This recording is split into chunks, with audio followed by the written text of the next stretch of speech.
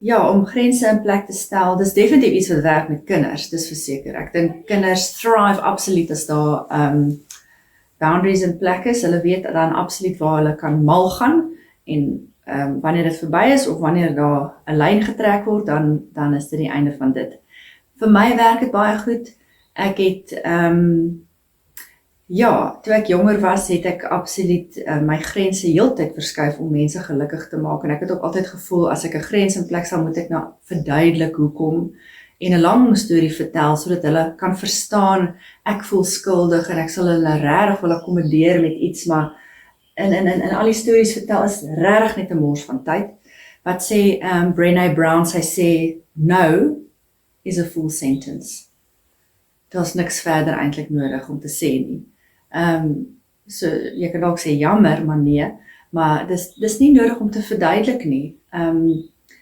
Ja, so en ek dink van dit ek myself regtig eerste stel op daai manier en ek stel myself eerste partykeer sodat ek beskikbaar is vir my kinders, vir my man, vir werk wat ek gedoen moet kry. So dit is nie dat dit 'n selfsugtige ding is nie. Jy die grens is daar in 'n plek sodat jy jou volle en jou beste kan gee vir die ander goed in jou lewe. So ja, dis absoluut iets wat ek geleer het en ek het meer tyd en ek het meer energie en ek is rustiger en dis absoluut die moeite werd net om partykeer te sê nee. Of jammer maar nee.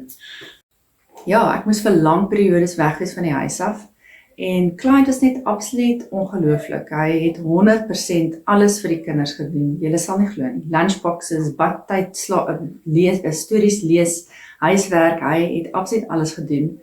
En hy moes nou en dan weggaan ook vir 'n werkie, maar net om te weet hy is daar by hulle was vir my so gerusstellend. En ek dink dit was aldag maklik vir hom gewees nie. Ek onthou een keer het ek gebel en ek is in 'n toestand en ek deel iets met hom en ek was nou eers besig om af te pak. Toe vra ek sommer vinnig, ek sê, but is everything at least okay with you guys? Hoe gaan dit daar? Maar ek hoor daar is chaos in die agtergrond. Daar's 'n kind wat skree en iemand beklei daar en hy sê net, no my love, everything is absolutely fine. Everything is wonderful. Skree. Net dat hy het vir my gesê, you go do your thing, don't you worry about anything here at home. We are absolutely 100% fine. En hy het net elke keer vir my gesê, to give me the freedom to go and do my thing.